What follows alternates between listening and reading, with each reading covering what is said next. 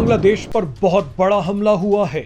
बांग्लादेश की 271 किलोमीटर सीमा पर पूरी तरह से कब्जा कर लिया गया है।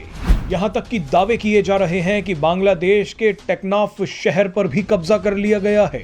बांग्लादेश भारत को धमकी देने में व्यस्त था, लेकिन म्यांमार के एक विद्रोही संगठन ने बांग्लादेश की सीमा पर ही कब्जा कर लिया है। ये विद्रोही संगठन बांग्लादेश पर जबरदस्त हमले कर रहा है।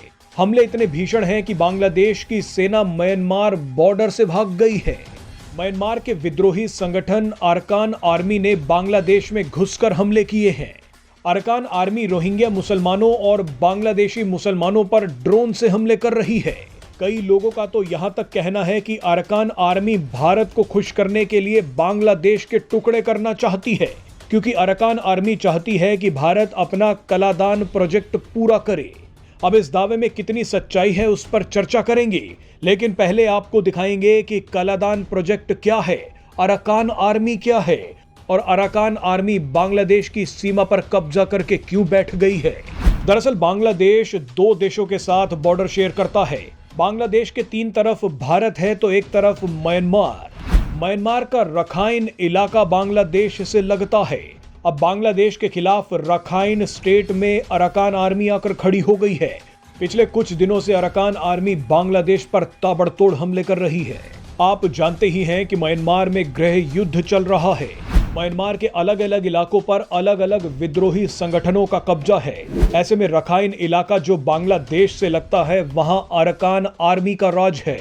आप बार बार जिन रोहिंग्या मुसलमानों के बारे में सुनते हैं वो रखाइन के रहने वाले ही हैं। रखाइन में 30% आबादी रोहिंग्या मुसलमानों की है तो 60% से ज्यादा बुद्धिस्ट हैं।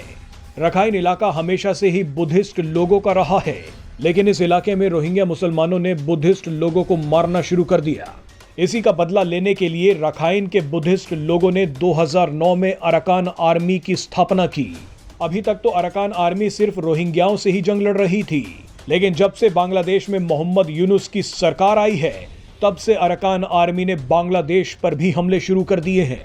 अरकान आर्मी का मानना है कि बांग्लादेश में मोहम्मद यूनुस की सरकार आने की वजह से रोहिंग्या मजबूत हो सकते हैं। इसी को रोकने के लिए अरकान आर्मी ने बांग्लादेश और म्यांमार की 271 किलोमीटर सीमा पर कब्जा कर लिया है। हाल ही में खबर आई है कि अरकान आर्मी चाहती है कि भारत अपना कालादान प्रोजेक्ट जल्दी पूरा करे।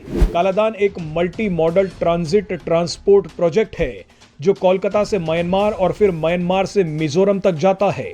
इस प्रोजेक्ट में समुद्र, नदी और जमीन तीनों रास्ते शामिल हैं। कालादान प्रोजेक्ट का म्यांमार वाला हिस्सा रखाइन स्टेट से होकर ही गुजरता है। ऐसे में अरकान आर्मी भारत को खुश करना चाहती है। वो चाहती है कि भारत जल्द से जल्द इस प्रोजेक्ट का काम पूरा करे। अब म्यांमार में तो कोई सरकार है नहीं, अलग अलग जगहों पर विद्रोही संगठनों का राज है। ऐसे में रखाइन इलाके के सारे फैसले अरकान आर्मी कर रही है।